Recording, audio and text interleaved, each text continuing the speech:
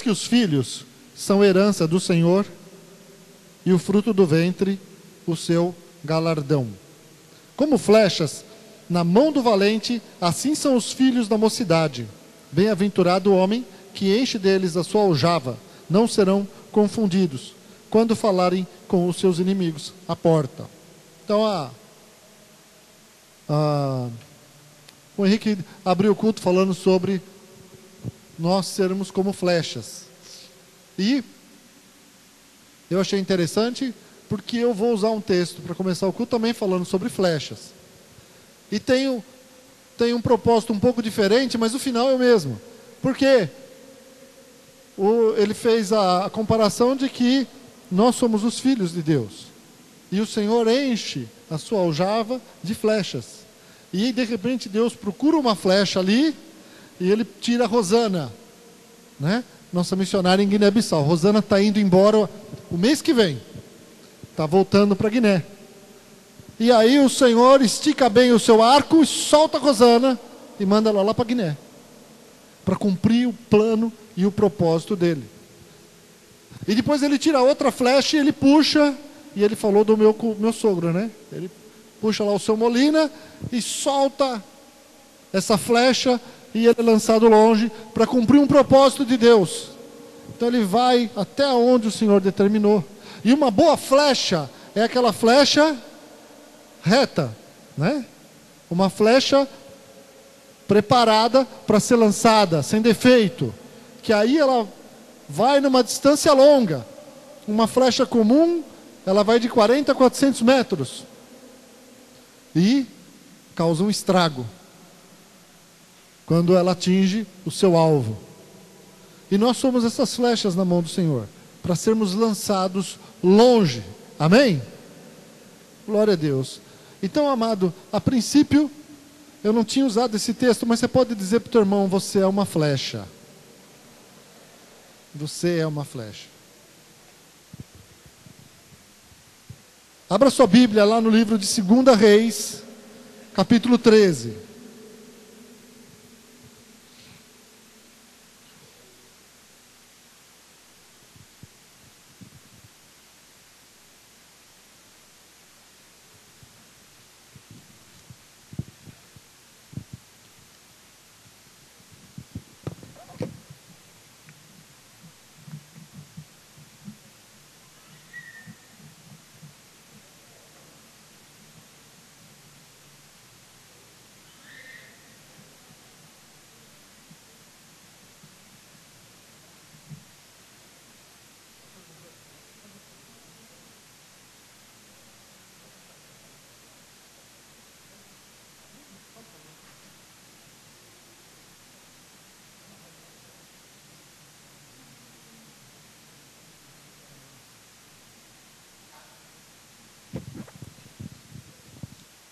Segunda Reis, capítulo 13. Deixa eu abrir aqui. Eu falei errado? 13, né? O pessoal ali acho que estava disputando para... Não, ele falou 3. Não, ele falou 13.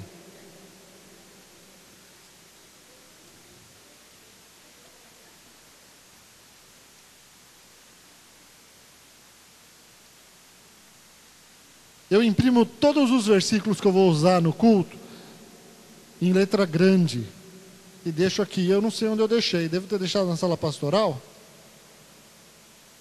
Mas amém, vamos lá. Eu vou usando o óculos enquanto isso. 2 Reis 13, de 14 a 19, diz assim: E Eliseu estava doente da sua doença de que morreu. E Jeoás, rei de Israel, desceu a ele e chorou sobre o seu rosto e disse: meu pai, carros de Israel e seus cavaleiros. E Eliseu lhe disse: toma um arco e flechas. E tomou um arco e flechas. Então disse ao rei de Israel: põe a tua mão sobre o arco. E pôs sobre ele a sua mão. E Eliseu pôs as suas mãos sobre as mãos do rei. E disse: abre a janela para o oriente. E abriu-a. Então disse Eliseu: atira. E atirou. E disse: a flecha do livramento do Senhor é a flecha do livramento contra os sírios. Porque ferirás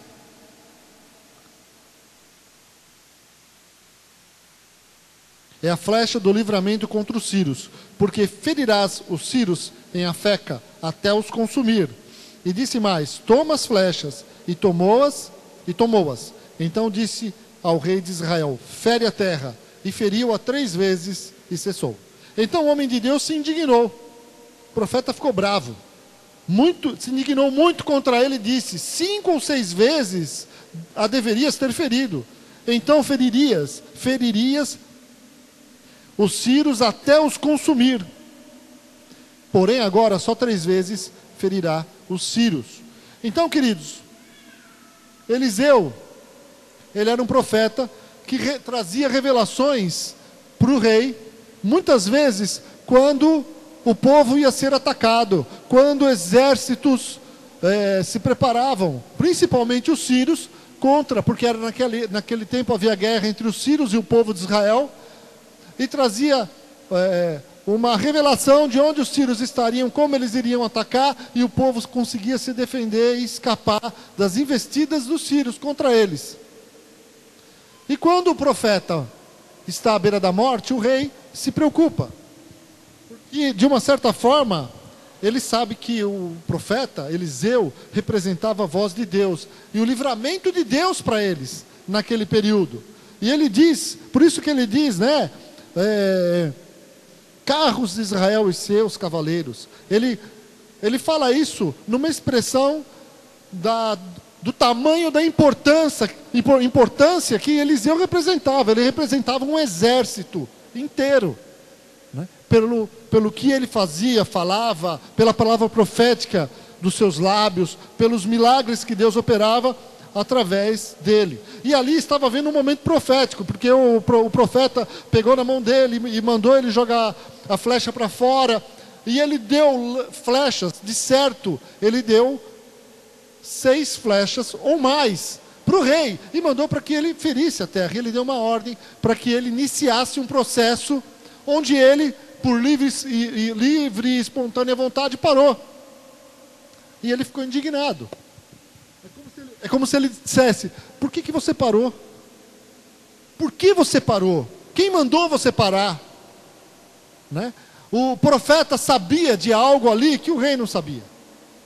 E sabia que aquele momento era especial e que tinha aquele processo, aquela atitude era espiritual. E que ele não deveria ter parado. E ele ficou indignado porque ele entendeu ali que a vitória do povo de Israel contra os sírios seria momentânea, não seria total. Eles não iriam vencer os sírios totalmente. Eles iriam vencer 3 batalhas e depois iriam ser derrotados pelos sírios. Por isso que ele ficou indignado pelo procedimento do rei. Ele não sabe o que passou, faltou. O que passou pela cabeça do rei? Faltou determinação, faltou ousadia. O que aquele rei estava representando com aquela atitude, de talvez nem perguntar: posso parar ou não posso? Continuo, não continuo? Mas faltou determinação, ousadia, e por isso ele não iria ter êxito total contra o seu inimigo, mas metade do êxito, talvez. E Eliseu estava ali, de certo, avisando para o rei: você vai ter problemas por ter parado. Vai ter problemas para você, porque você parou antes do tempo. Né? E eu fiquei pensando nisso. E agora pensando até no início do culto sobre as flechas, onde Deus nos lança longe, né? Onde Deus quer nos enviar para longe, no sentido de fazer coisas que nós não imaginamos. Porque esse longe não é simplesmente distância, mas o propósito de Deus na vida de cada um. Amém? Mais longe do que você imagina. E muitas vezes, e quantas vezes na nossa vida nós paramos de fazer alguma coisa, cessamos, sem que ninguém diga nada, simplesmente paramos, né? Paramos de orar, paramos de vir à igreja, paramos de ir num num grupo familiar, paramos de estudar, paramos de nos reunir, paramos algo importante por causa de um cansaço, por causa de um desânimo, por falta de esperança, por falta de perseverança, e paramos, simplesmente. Você às vezes encontra alguém na rua, e você pergunta para a pessoa, por que você não vem mais na igreja? Né? Às vezes, inclusive, irmãos, quando alguém que não vem mais na igreja me encontra na rua, ela parece que se sente endividada comigo. É uma situação que o pastor passa, né? É engraçado, às vezes você está na rua, às vezes eu quero passar despercebido, né? E algum irmão me encontra no mercado e grita, oi pastor! Aí o mercado inteiro olha para você, ali tem um pastor, né?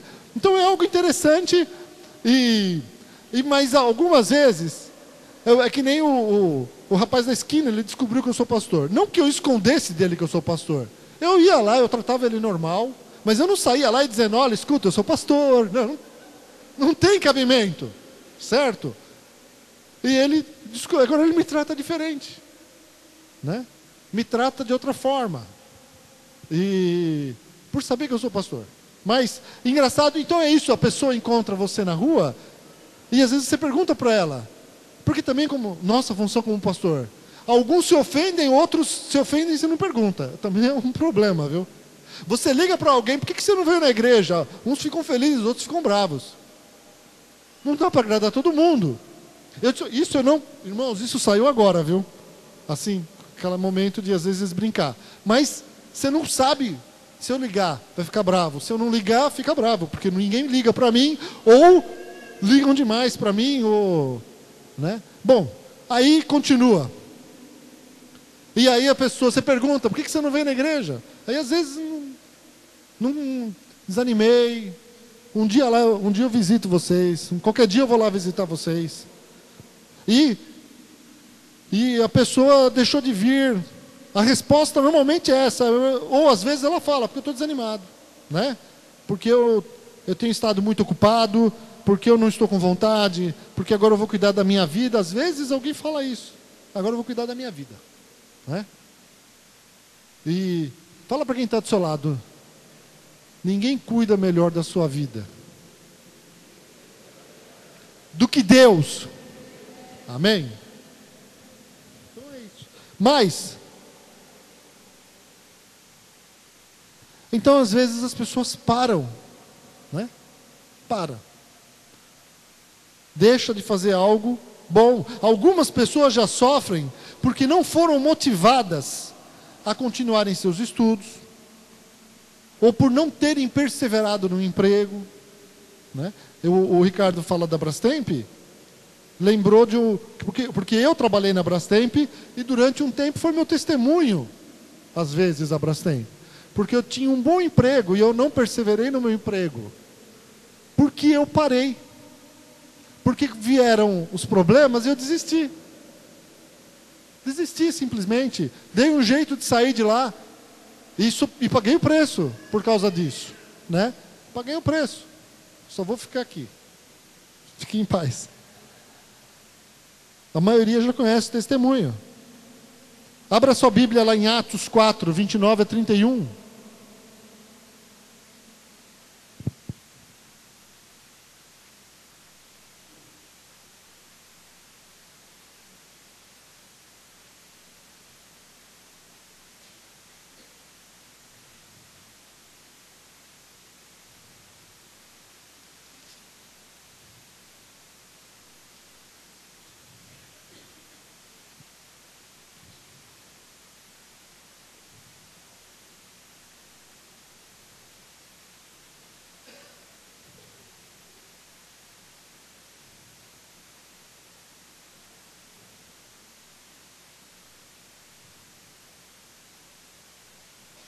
Então, amados, quando Pedro e João foram para o Sinédrio, eles foram ameaçados.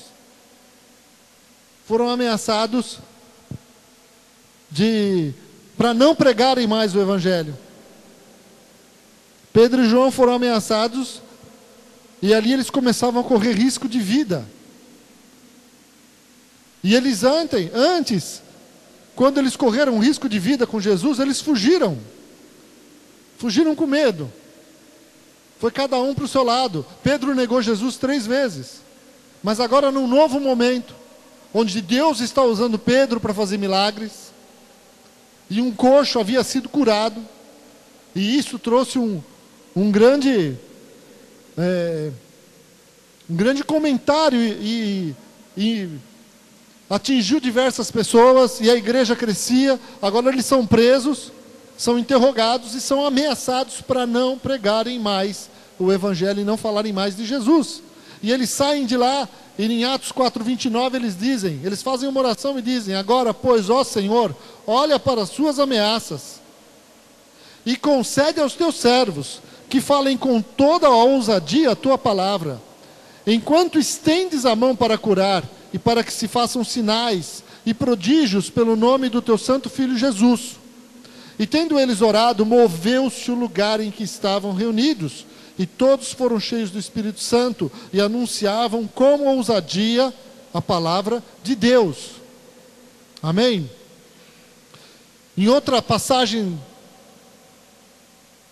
da palavra do Senhor, em Daniel capítulo 3, você vê 3 jovens sendo ameaçados por um rei, de pararem o que eles estavam fazendo. Na verdade, eles estavam sendo ordenados: parem de obedecer a Deus. Parem de confiar nesse Deus, senão vocês vão morrer queimados. Que é a história de Sadraque, Mesaque e Abednego. E eles responderam, a resposta deles é uma resposta de quem está determinado a seguir com Jesus, quem está determinado a fazer a vontade de Deus.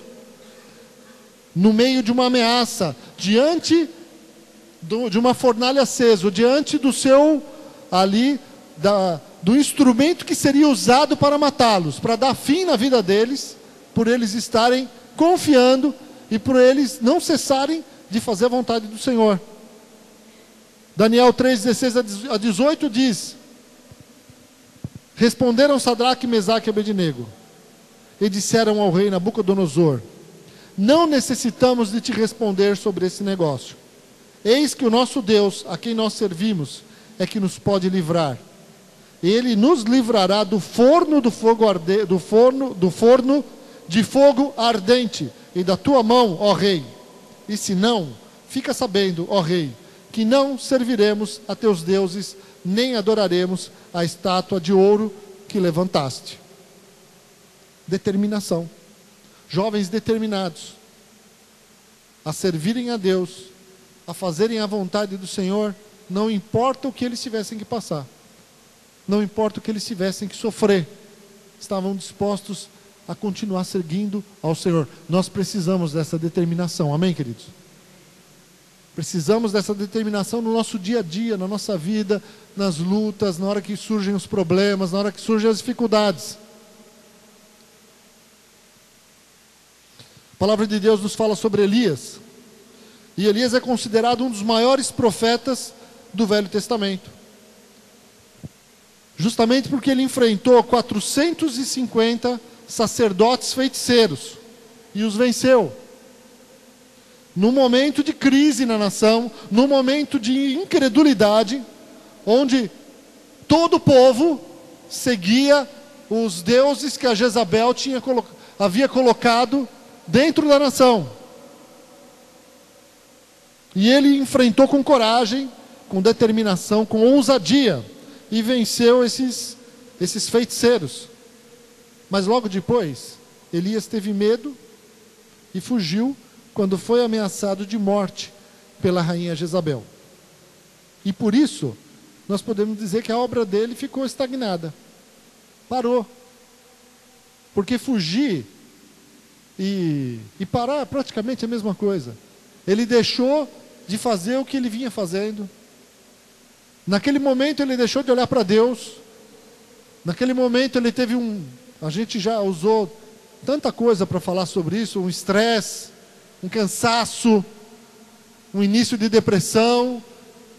Mas um profeta que já havia visto tantos milagres, que já havia orado e visto Deus fazer tantas coisas, e havia visto naquele momento Deus mandar fogo do céu e consumir tudo, diante dos olhos de milhares do povo de Israel, e de 450 feiticeiros, que de certo naquele tempo sabiam fazer fogo também, porque senão não teriam aceitado o desafio. Aqueles homens sabiam invocar os seus demônios e também fazer fogo aparecer, senão eles não haveriam aceito o desafio. Eram feiticeiros. Só que o Deus verdadeiro respondeu com fogo naquela hora. E eles viram a vitória do Senhor. E aqui vocês veem Elias fugindo, com medo. E quando Deus encontra Elias, aonde ele estava escondido, então Deus diz o seguinte para ele, resumindo, 1 Reis 19, 15 a 18, você pode ler em casa.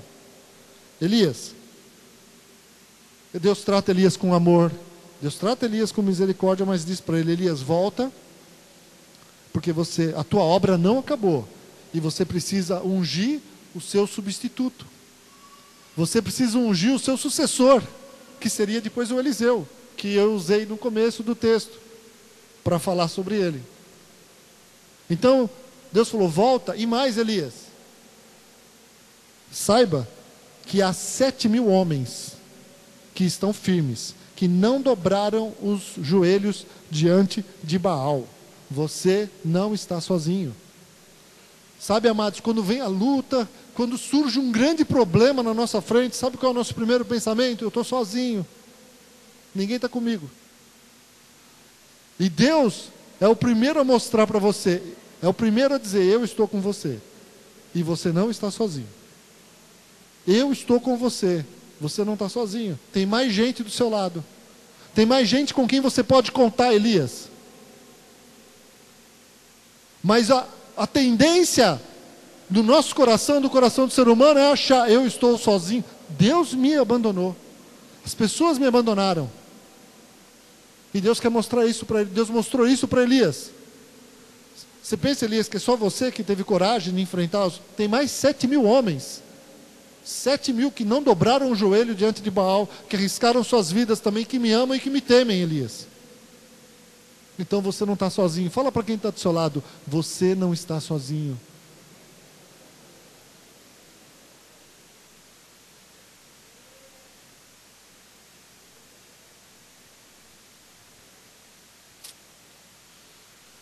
Aleluia.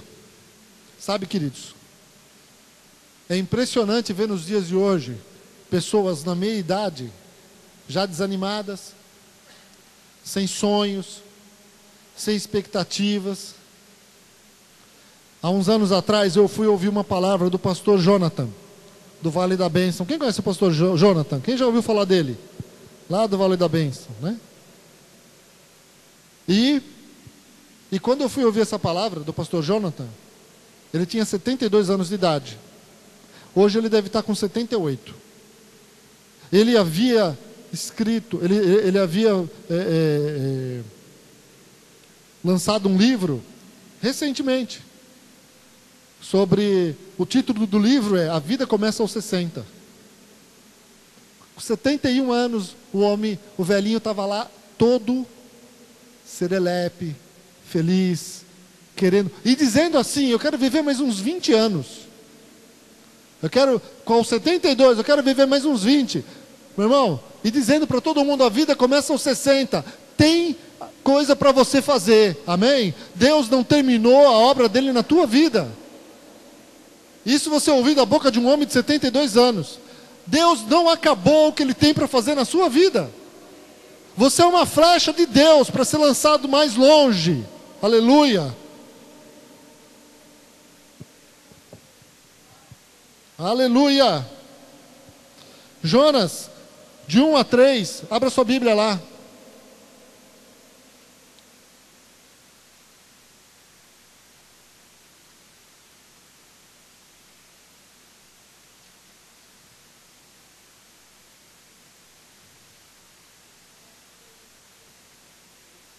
Jonas, Miqueias, Naum, Abacuque.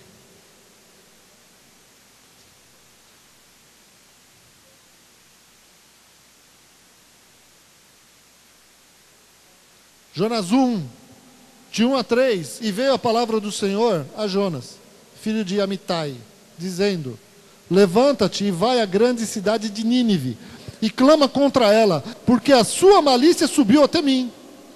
E Jonas se levantou para fugir de diante da face do Senhor para Tarsis. E, descendo a Jope, achou um navio que ia para Tarsis, pagou, pois, a sua passagem e desceu para dentro dele, para ir com eles para Tarsis, de diante da face do Senhor. Então Deus deu uma ordem: vai para Nínive. E ele falou: eu vou para Tarsis. Jonas começou a fugir daquilo que Deus tinha para fazer através da sua vida.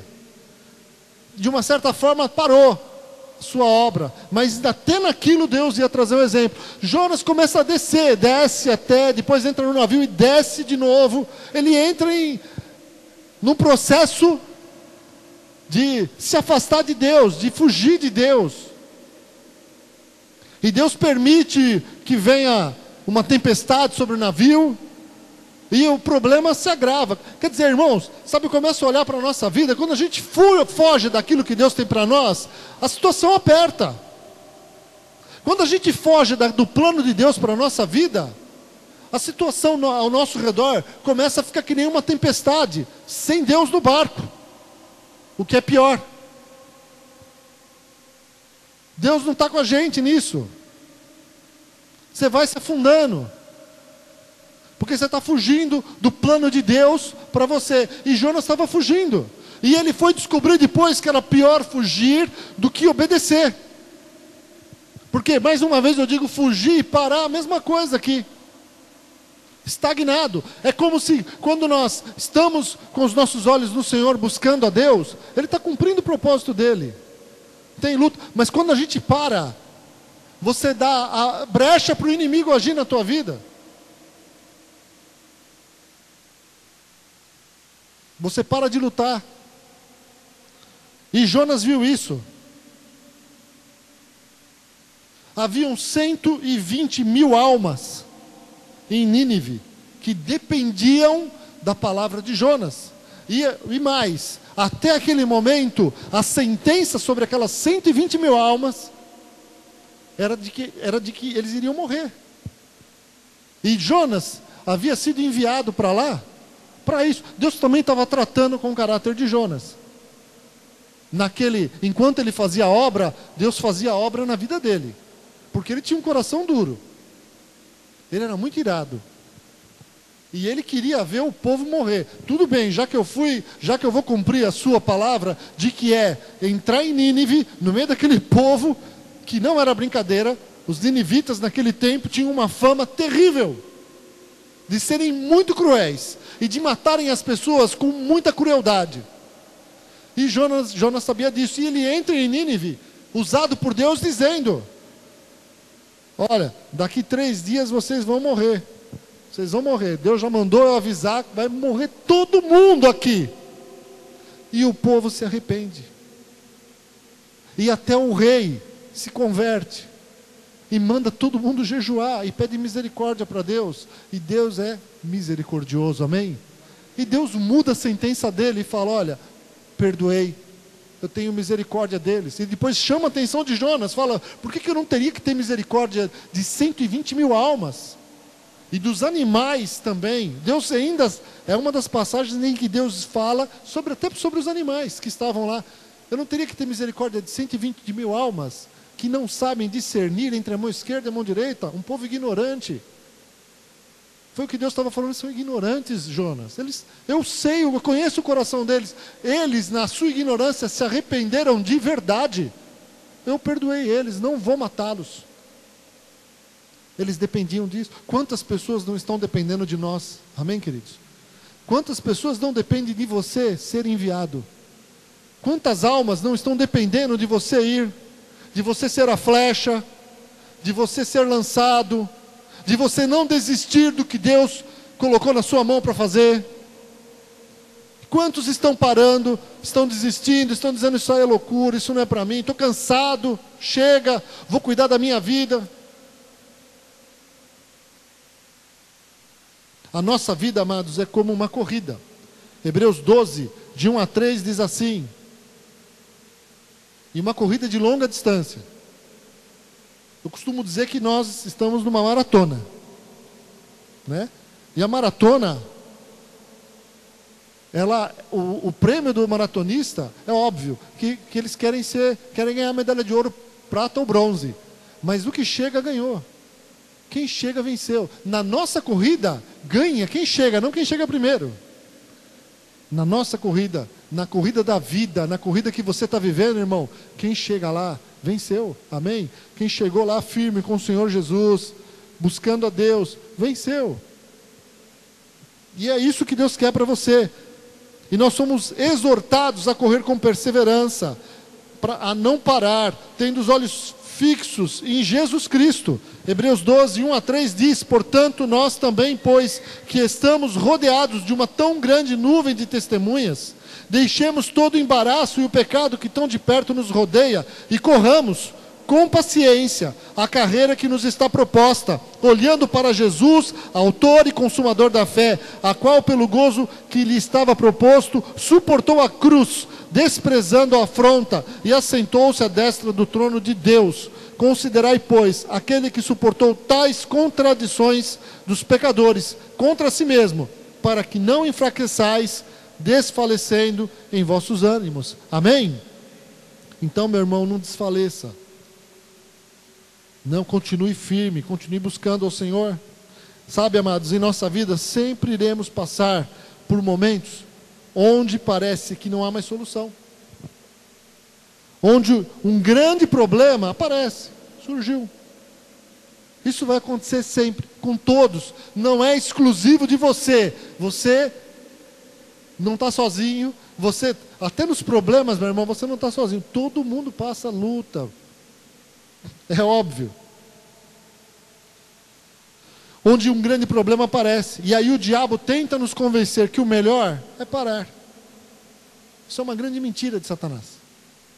Uma grande mentira. Sempre que paramos, estamos permitindo que o problema aumente. Não é?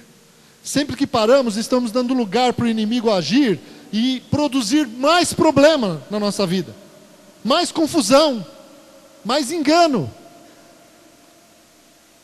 Em vez de enfrentar de frente, em vez de continuar, seguir em frente. O povo de Deus é o melhor exemplo. O povo de Deus parou por medo e incredulidade. Números 13 e 14. Diante do Jordão. E por isso não alcançaram a terra prometida. Não alcançaram as promessas de Deus. O problema começa com 10 espias incrédulos. 10 príncipes, não eram qualquer um. 10 homens que haviam visto Deus fazer tremendos milagres, que haviam visto Deus operar coisas grandiosas. Eram 10 homens separados, além dos 2, Caleb e Josué, que é os nomes que a gente guarda. Os outros 10, ninguém lembra dos nomes, né? Tem uma pregação que eu faço, eu cito o nome dos 10 e ninguém sabe. E esses 10 homens, ninguém dá nome nos seus filhos, ninguém fala nada deles, ninguém quer ser conhecido como eles. Vira e mexe, a gente fala assim: não, eu sou como Caleb, eu sou como Josué, né? Você vê crianças recebendo o nome de Caleb e Josué, mas o nome daqueles 10, eu só lembro quando eu vou ler sobre eles, porque eu não guardo o nome deles, porque eles foram um mau exemplo. Ficaram incrédulos, começa ali a incredulidade deles. Por quê? Porque eles deixaram de olhar para Deus e começaram a olhar para o problema. Eles olharam para o gigante e não olharam mais para Deus. E depois que eles ficaram incrédulos, porque estavam olhando só os gigantes, a sequência é a murmuração.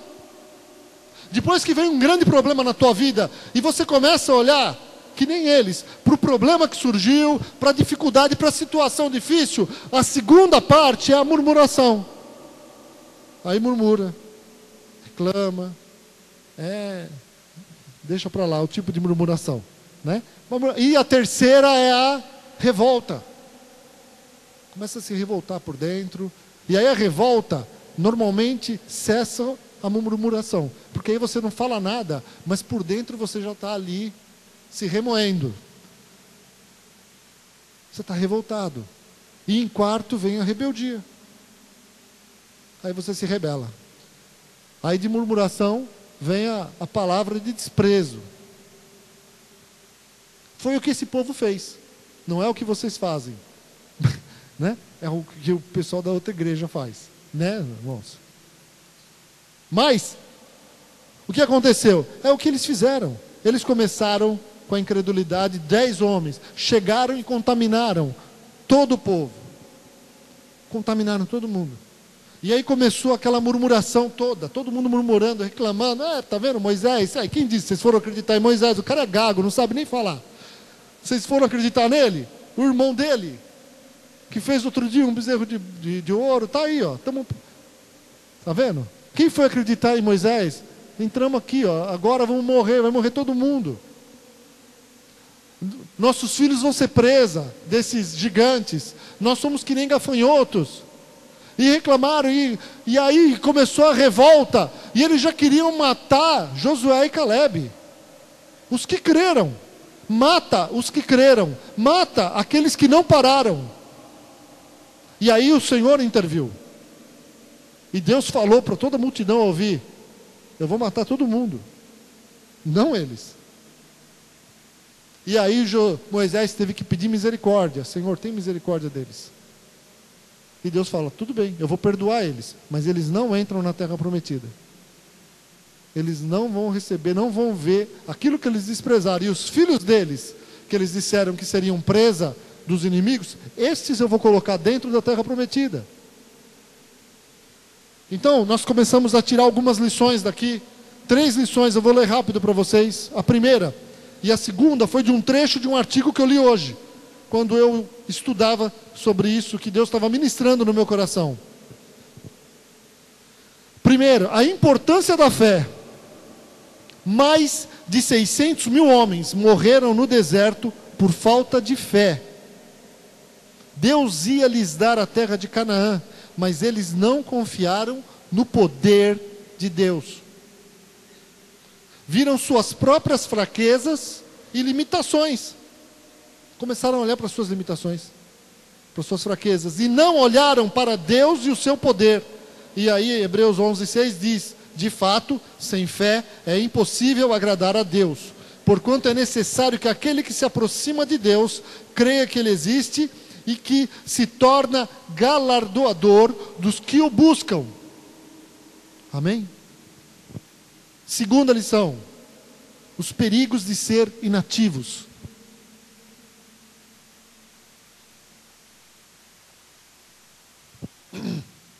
Os perigos de ser inativos. Quando a congregação de Israel deixou de cumprir sua missão dada por Deus, ela criou um clima desagradável que cultivou brigas e murmurações. Uma igreja hoje em dia deve ser ativa na missão dada por Deus. Devemos divulgar as boas novas e procurar resgatar homens e mulheres do pecado. Uma congregação que não se preocupa em progredir dentro da vontade de Deus acabará se destruindo com contendas e facções. Terceira lição: somos tentados a desistir quando olhamos para as nossas limitações. Todos os que querem andar, seguir em frente na sua força, sempre chegam no seu limite. E o seu limite é o seu ponto final. Essa terceira parte eu que escrevi. E o seu limite é o seu ponto final. Sua limitação é onde você para, é onde você não vai mais.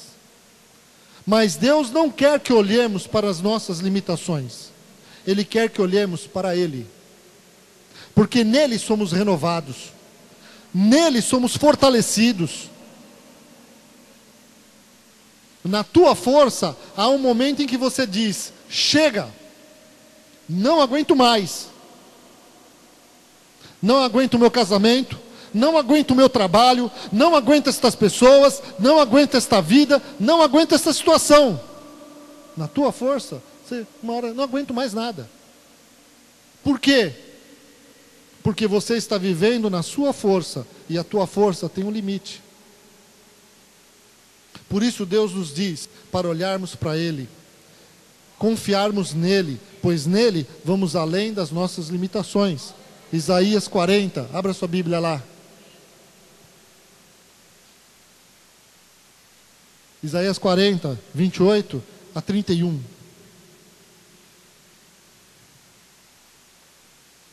Não sabes, não ouviste, que o eterno Deus, o Senhor, o Criador dos confins da terra, nem se cansa, nem se fatiga? Não há esquadrinhação do seu entendimento. Dá vigor ao cansado e multiplica as forças ao que não tem nenhum vigor. Os jovens se cansarão e se fatigarão, e os jovens certamente cairão, mas os que esperam no Senhor renovarão as suas forças e subirão com asas como águias, correrão e não se cansarão, caminharão e não se fatigarão. Amém? Aleluia! Vamos ficar de pé, queridos? Fica de pé. Glória a Deus.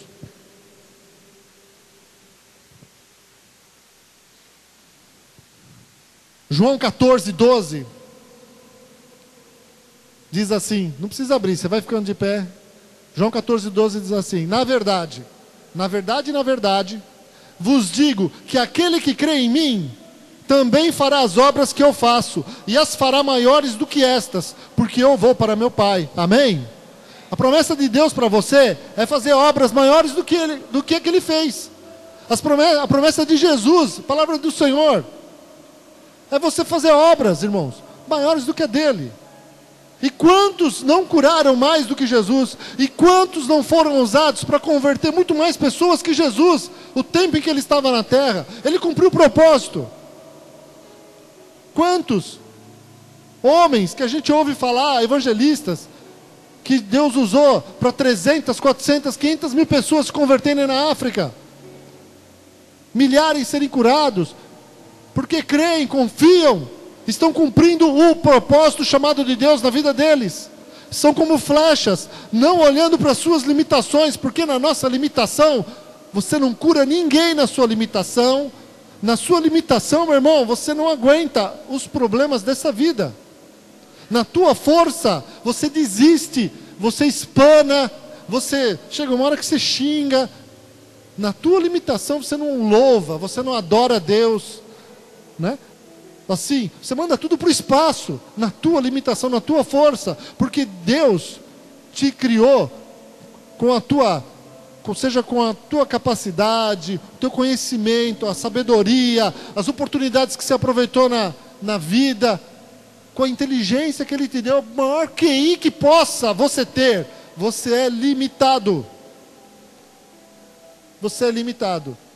E nessa força, você vai até onde a tua força aguenta, até onde o teu ânimo aguenta os problemas, as decepções da vida, aguenta as traições, aguenta o sentimento, seja o que for, de perseguição.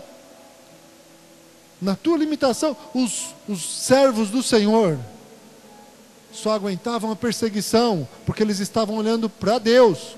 Só aguentavam a escassez porque eles estavam olhando para o Senhor. Só aguentavam as lutas.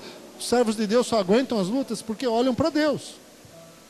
E os exemplos que nós temos, bíblicos, e na vida secular de homens de Deus, que superaram, fizeram coisas incríveis, irmãos, é porque eles estavam olhando para o Senhor. Amém? Estavam confiando no Deus poderoso. Aleluia. Glória a Jesus. Então, amados, não coloque limites aonde Deus não colocou. Não coloque limites. Quando começamos a entender que Deus quer nos abençoar e nos ajudar a resolver os problemas, começamos a tomar atitudes de quem crê e damos assim oportunidade para que Deus realize milagres em nossas vidas. Amém? Glória a Deus. Deus quer lançar você como uma flecha. Para você ir longe. Longe. Mais longe do que a tua força, tua capacidade, teu conhecimento, tua sabedoria podem te levar. Muito mais longe que isso. Para ser um instrumento de Deus de bênção nessa terra. Glória a Deus. Louvado seja o nome do Senhor. Então, amados, eu quero perguntar para você aqui, queria que você fechasse os olhos e pensasse, se você talvez está aqui hoje, e nessa semana, você tem pensado, eu cheguei no meu limite, eu não aguento mais, Senhor. Se você está passando uma situação assim na tua vida, onde você pensa já, cheguei no meu limite, Deus está dizendo para você, olha para mim, começa a confiar em mim, se você está achando que você chegou no teu limite, você não está colocando a tua confiança totalmente no teu Deus, é com você que Deus está falando hoje, no teu limite de crer, no teu limite de acreditar, talvez você esteja assim, no teu limite de confiar, de esperar algo do Senhor. Eu quero crer que nem o pastor Jonathan, a vida começa aos 60, amados, e até lá eu quero fazer muitas coisas, até lá eu quero dar muito fruto, e depois dos 60 mais fruto ainda, glória a Deus. Então, se você está se sentindo assim hoje, entendendo, se sentindo que talvez os problemas da vida estão te levando ao limite, eu queria que você levantasse a sua mão e continuasse de olhos fechados. Nós queremos orar por você agora. Queremos orar pela tua vida. Levanta a sua mão. O Espírito do Senhor está nesse lugar, aleluia. Hoje Deus está passando aqui para renovar você, porque o Senhor trouxe essa palavra hoje para as nossas vidas, e Deus confirmou essa palavra. Deus confirmou essa palavra para você hoje, para mim, para você, meu irmão. Ele te ajuda a avançar, Ele te ajuda a ir mais longe. Deus te ajuda a suportar as aflições, e enquanto isso Ele vai te corrigindo também. Ele vai pondo a tua vida no prumo, Ele vai acertando as arestas, Ele vai deixando essa flecha reta, perfeita, para quando ela for lançada, ela ir bem longe, e numa velocidade muito boa, sem resistência do vento. Glória a Deus, aleluia. Então feche os seus olhos, para que a gente possa orar. Senhor, em nome de Jesus, quando nós paramos, Senhor, nós começamos a dizer não para os sonhos. Quando nós paramos, nós estamos dizendo não para as conquistas, para aquilo que o Senhor tem para a nossa vida. É como se disséssemos, não creio mais, não espero mais, não acredito mais. Por isso, meu Deus, em nome de Jesus, eu te peço hoje, renova os teus filhos, Senhor. Renova estes, ó Deus, que com sinceridade levantaram as suas mãos nesse lugar. Renova estes que estão aqui hoje, precisando ser tocados pelo Espírito Santo. E nós te pedimos, Espírito Santo, toca cada vida nesse lugar. Toca cada um dos meus irmãos. Toca hoje com o teu poder, Pai, na vida deles. Toca, Senhor Deus, manifesta a tua glória, Senhor, sobre eles. Senhor, ajuda-os a não pararem. Ajuda-os, ó Deus amado, a reconhecerem seus limites, Pai. A reconhecerem aonde a sua força acaba. E olharem para Ti, olharem para o Deus Todo-Poderoso, que nos ajuda a enfrentar os gigantes da vida, que nos ajuda a vencer os gigantes desta vida, Senhor, porque o Teu povo venceu os gigantes, o povo que creu, Senhor, passou, Senhor Deus, destruiu muralhas, destruiu exércitos, foi vitorioso, conquistou a terra, cumpriu o Teu propósito para aquele tempo, cumpriu o Teu plano. Senhor Deus, nós queremos esta noite declarar sobre os Teus filhos, eles vão cumprir o Teu propósito, eles vão chegar aonde o Senhor quer que eles cheguem. Senhor Deus amado, eles são como flechas, que vão ser, em nome de Jesus, lançados longe, Senhor, longe, irão mais longe do que eles imaginam, irão mais longe, Senhor Deus, do que a força deles pode ajudá-los, pode fazer com que eles cheguem. Senhor, em nome de Jesus, nós declaramos com fé, profetizamos com fé, Senhor, na vida de cada um, o Teu ânimo, o Teu refrigério, a tua força, a tua alegria, Senhor. Em nome de Jesus, repreendemos a murmuração, a revolta, a incredulidade, Senhor, o medo, a dúvida nos corações, a mentira do diabo. Nós ordenamos fora da vida de cada um dos teus filhos, em nome de Jesus, Senhor. Abençoa cada um no seu chamado, que cada um cumpra o chamado que o Senhor tem colocado na sua vida, que cada um aqui seja frutífero, segundo o teu propósito, segundo a tua vontade. É o que nós pedimos esta noite, nesse lugar, em nome de Jesus Cristo. Amém, amém e amém. Aleluia. Louvado seja o nome do